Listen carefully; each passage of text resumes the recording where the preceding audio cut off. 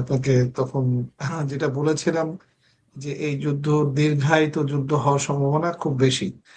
যে সকল যুদ্ধের আলামত দেখা যায় তাতে আহ, সবাই হয়তো মনে করেছিল যে এটা একটা প্রক্সি যুদ্ধ হবে। এবং যেহেতু এর আগের বছরেও যুক্তরাষ্ট্র ইরানে একবার এবং ইসরায়েল আঘাত করেছিল, এবং সেটা আঘাত করার পরবর্তীতে কিছুদিন পরে একটা ডায়লগের মাধ্যমে শেষ হয়ে গিয়েছিল। কিন্তু বেসিক্যালি আমার কাছে যেটা মনে হয়েছিল, এটা ছিল এক ধরনের স্ট্র্যাটেজিক্যাল মুভ।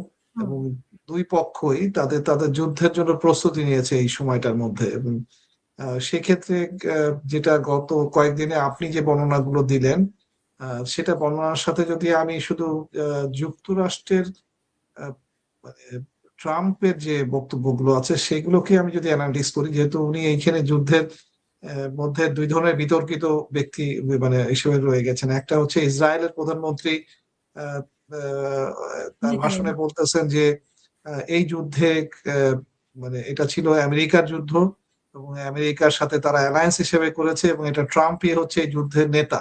হুম। আবার এদিকে ট্রাম্প বলতেছেন না, এই যুদ্ধ ইসরায়েল জড়িয়েছে, এবং আমেরিকা তাদেরকে সহযোগিতা করতেছে। এবং এই ক্ষেত্রে একে অপরের যে বিরোধী মতামত, তার মাঝখান থেকে ট্রাম্প খুব রিসেন্টলি যে বক্তব্যগুলো দিচ্ছেন, সেই বক্তব্যতে দেখা যায় যে ট্রাম্প কিছুটা হলেও ইরানের যে ক্ষমতাবান ব্যক্তিদেরকে তারা মরণাস্ত্র দিয়ে যে খর্ব করেছে, যে বিশেষ করে খমেনি, এবং পরবর্তীতে আরো এই ধরনের সিনিয়র মন্ত্রী এবং সেনা প্রধানের মতো ব্যক্তিদেরকে তারা যেহেতু আঘাত করার পরেও ইরান কোনোভাবেই তাদের কাঠামোগত কোনো ভুল হচ্ছে না, মানে কাঠামোগত ভাবে আগের মতোই করে তারা অ্যাটাক বাড়াচ্ছে।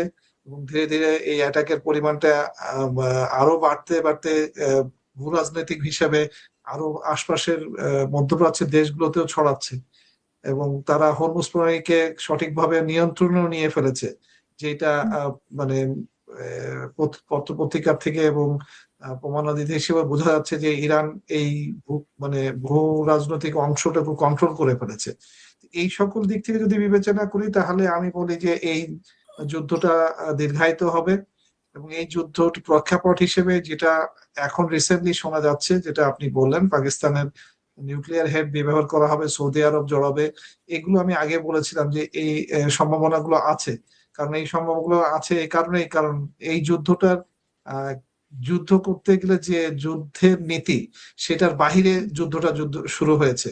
কারণ আমেরিকা যখন যুদ্ধে জড়িয়েছেন তখন তাদের ইন্টেলিজেন্স ফেল করেছে, এটা ট্রাম্প নিজেই বলতেছেন।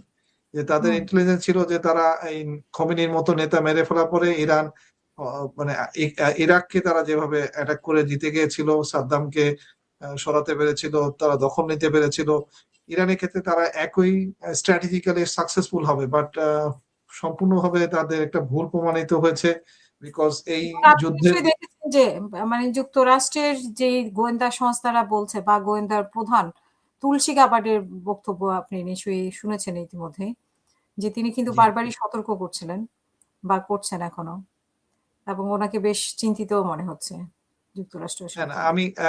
আমি এই প্রসঙ্গ নিয়ে আপনাকে আরো আহ, আমি বোধহয় আপনার একটা টক শোতে বলেছিলাম এই তুলসী ব্যাপারে। সেক্ষেত্রে আমি আরো জটিল কিছু অ্যানালিটিক্স এর কথা বলেছিলাম, যে ইন্ডিয়ান বংশোদ্ভূত ব্যক্তিদের দেখবেন যে হুম। সিআই এর মতো অর্গানাইজেশনের হেড, এফবিআই এর মতো অর্গানাইজেশন হেডের মধ্যে ইন্ডিয়ান বংশোদ্ভূত লোকদের সংখ্যা বেড়ে গেছে, এবং তারাই এটার প্রধান হিসেবে রয়েছেন।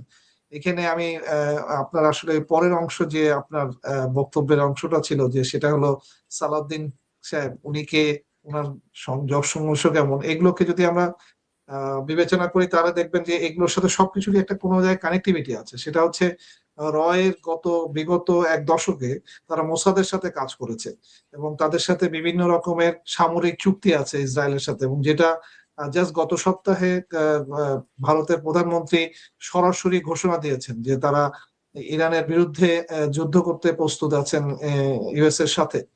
এইরকম যখন একটা মানে অবস্থান দেখা যায়, সেক্ষেত্রে যদি আমরা বিবেচনা করি, তাহলে ভারতের বিরুদ্ধে যে অংশগুলো সেগুলো এখানে খুব জড়িত হয়ে যাওয়ার সম্ভাবনা রয়েছে, যেটা চায়না এবং রাশিয়া, এই অংশগুলো যুক্ত হয়ে যাবে। সেক্ষেত্রে এটা আসলে পরবর্তীতে থার্ড ওয়ার্ল্ড ওয়ারের একটা রূপ নিবে, এটা খুব স্বাভাবিকভাবে এখন এই মুহূর্তে বোঝা যাচ্ছে। কারণ আমরা ধারণা করেছিলাম যে যুদ্ধগুলো এখনকার যুগে ইকোনমিক্যাল হবে, খুব স্বল্প সময়ের মধ্যে হবে এবং কন্ট্রোল অবস্থায় হবে, কিন্তু আসলে সেটা মনে হচ্ছে না। কারণ এটা এখন ছড়িয়ে গেছে যেহেতু মধ্যপ্রাচ্যের পরে এখন শুরু হয়েছে, সেটা হচ্ছে আন্তর্জাতিক ভাবে। এবং এই আন্তর্জাতিকের সবচেয়ে একটা রূপরেখা যেটা আমি আপনাকে যদি আমি বলে দেখি যে সবচেয়ে বড় যে অংশটা দেখা যাচ্ছে সেটা হলো চায়নার কিছু ইনফ্লুয়েন্স এবং রাশিয়ার কিছু ইনফ্লুয়েন্স। কারণ আপনি যদি রিসেন্ট যে সকল ওয়ার ম্যাটেরিয়ালস ব্যবহার করছে ইরান, তার মধ্যে বোঝা যাচ্ছে যে এখানে চায়না টেকনোলজি ব্যবহার হচ্ছে এবং রাশিয়ার কিছু যোগাযোগ আছে। তো এটা ইরান যে সাপোর্টটা পাচ্ছে, এটা বর্তমানের যুদ্ধের প্যাটার্ন দেখেই বোঝা যাচ্ছে।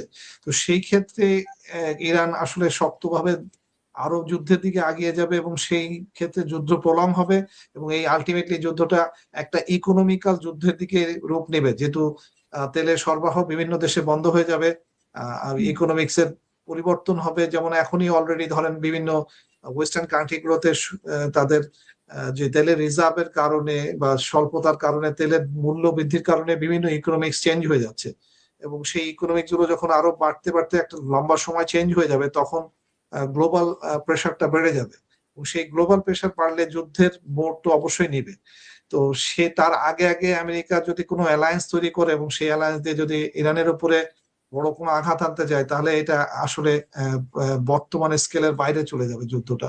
এবং সেক্ষেত্রে পাকিস্তান যুক্ত হতে পারে, ভারত যুক্ত হতে পারে, আমাদের এই সাউথ ইস্ট এশিয়ার মধ্যে অস্থিরতা বাড়তে পারে।